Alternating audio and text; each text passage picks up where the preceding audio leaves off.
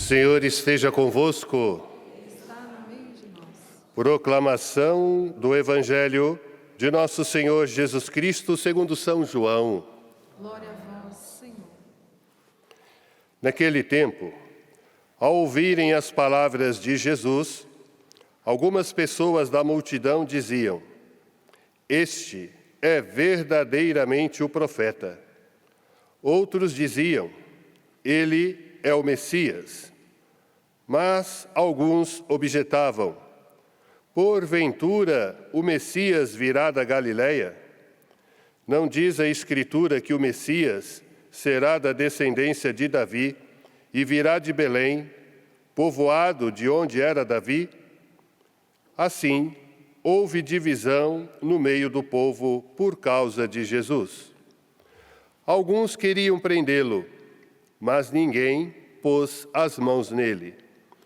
Então, os guardas do templo voltaram para os sumos sacerdotes e os fariseus, e estes lhes perguntaram: "Por que não o trouxestes?" Os guardas responderam: "Ninguém jamais falou como este homem." Então os fariseus disseram-lhes: "Também vós vos deixastes enganar?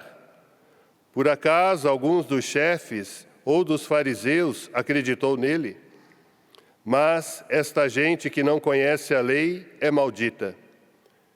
Nicodemos, porém, um dos fariseus, aquele que se tinha encontrado com Jesus anteriormente, disse: "Será que a nossa lei julga alguém antes de o ouvir e saber o que ele fez?"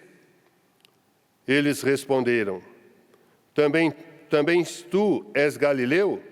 Porventura, vai estudar e verás que da Galileia não surge profeta. E cada um voltou para sua casa. Palavra da salvação. Glória a vós, Senhor. Meus irmãos e minhas irmãs, estamos concluindo a 4ª semana da Quaresma e durante esses dias, na liturgia da palavra, de um modo especial no Evangelho, estamos percorrendo o Evangelho de João. E por causa da cura que Jesus realizou daquele paralítico na piscina de Betesda, então há controvérsia contra Jesus, porque ele realizava tais coisas, tais curas, em dia de sábado. E Jesus então vai tentando mostrar para aquelas pessoas que para fazer o bem não importa o dia, a hora, a ocasião, toda hora é hora para que a graça de Deus aconteça. Mas quem tem coração duro, coração fechado, não acolhe a novidade de Deus. Por isso, fariseus, doutores da lei, os escribas, se opunham à pessoa de Jesus. E hoje, então, este Evangelho nos apresenta esta situação. Alguns acreditavam que Jesus era o profeta. Outros diziam que ele era o Messias. Mas alguns diziam: porventura o Messias virá da Galileia? Galileia era uma cidadezinha muito pequenininha nos redores de Jerusalém, e era muito pequena, insignificante, vamos assim dizer, no mapa. Por isso eles diziam: não diz a Escritura que o Messias será da descendência de Davi, virá de Belém, povoado de onde era Davi? E assim houve divisão no meio do povo. Mas também entre os fariseus, os sumos sacerdotes, que mandaram soldados do templo ir prender Jesus, estes voltaram sem trazer Jesus. Então os guardas disseram: ninguém jamais falou como este homem. E aqui que eu quero trabalhar com vocês. Então os fariseus disseram-lhes: também vós vos deixastes enganar? Em outra tradução está escrito: vós também vos deixastes seduzir? Talvez seja uma palavra mais apropriada. A sedução de Deus.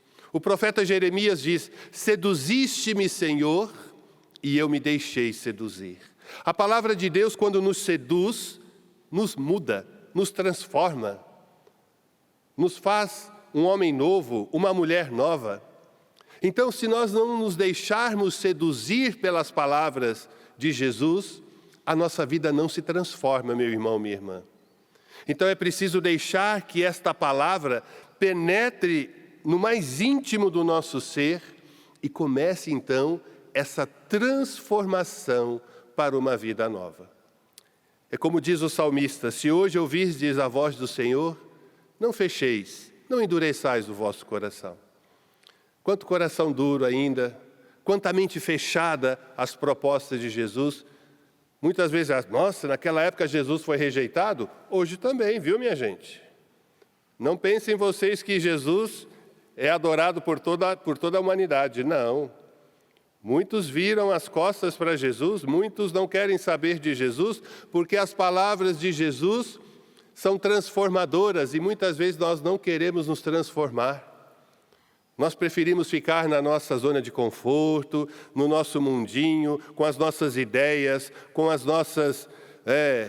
e pronto, e tantas outras coisas que a gente vai fabricando e Jesus não tem espaço na nossa vida. Portanto, será que nós nos deixamos seduzir mesmo pela palavra de Deus? Será que em cada missa, em cada escuta da palavra, nós nos deixamos seduzir? É como fazer aquela experiência dos discípulos de Emaús. O nosso coração não ardia quando ele nos falava pelo caminho? Será que o nosso coração pulsa de alegria, de entusiasmo, de esperança quando nos deparamos com a palavra de Deus? Ou essa palavra é indiferente para a nossa vida? Tem muita gente que a palavra de Deus ela é indiferente. Tanto fez, tanto faz. Eu sou o dono do meu destino. Eu vou trilhando a minha caminhada. Se nós nos deixarmos seduzir pela palavra de Deus, nós vamos transformar sim a nossa vida. Que muitas coisas na nossa vida precisam ser transformadas. E se não deixarmos Deus tocar na nossa vida, fica muito difícil nós trabalharmos. Fica difícil nós crescermos como cristãos, como filhos de Deus. É preciso ter essa determinação para não deixar que a palavra de Deus ela se esvazie na nossa vida. Ela precisa ser como uma árvore plantada à beira do rio e que vai dar frutos em todo tempo. Meu irmão, minha irmã, quando a gente passa por situações difíceis na nossa vida, é a palavra de Deus que vai fazer com que a gente encontre nesse Deus a nossa esperança e a nossa certeza. É essa palavra de Deus que vai fazer com que a gente se coloque na vontade de Deus. Por isso o próprio Jesus diz, a minha missão é fazer a vontade do Pai que me enviou. Por isso a gente reza no Pai Nosso, seja feita a vossa vontade, assim na terra como no céu. Então estar na vontade de Deus é se deixar seduzir por Deus. Estar na vontade de Deus é trilhar e colocar a nossa vida nas mãos de Deus. Então, nesta final de quarta semana da Quaresma, já estamos aí quase vislumbrando a Semana Maior, que assim nós a chamamos, a Semana Santa. E será que o nosso coração está seduzido por Deus? Para entrarmos nas celebrações, a partir do Domingo de Ramos e vivenciarmos tudo aquilo que a liturgia tem para revivermos e atualizarmos na nossa vida no hoje o mistério da salvação. Será que o nosso coração já está querendo viver essa transformação, já querendo vislumbrar essa Páscoa do Senhor? Portanto, fica aí o convite para cada um de nós. Se você ainda não se preparou devidamente, se prepare, meu irmão, minha irmã. Deixe que a palavra de Deus vá te conduzir nesses últimos dias da Quaresma, para que você possa ser um homem novo, uma mulher nova daqui uns dias. Que a Semana Santa não seja apenas a gente reviver aquilo que aconteceu lá atrás, mas atualizar no nosso hoje este mistério do amor de Deus. Porque a A nossa fé é uma fé pascal. A gente vive a paixão, morte, ressurreição, ascensão e o Pentecostes. Olha só, os 5 dedinhos da mão, viu? Que muitas vezes a gente fica só na paixão, morte e ressurreição. Mas tem a ascensão de Jesus e depois ele envia o Espírito Santo para conduzir a sua igreja até o reino definitivo.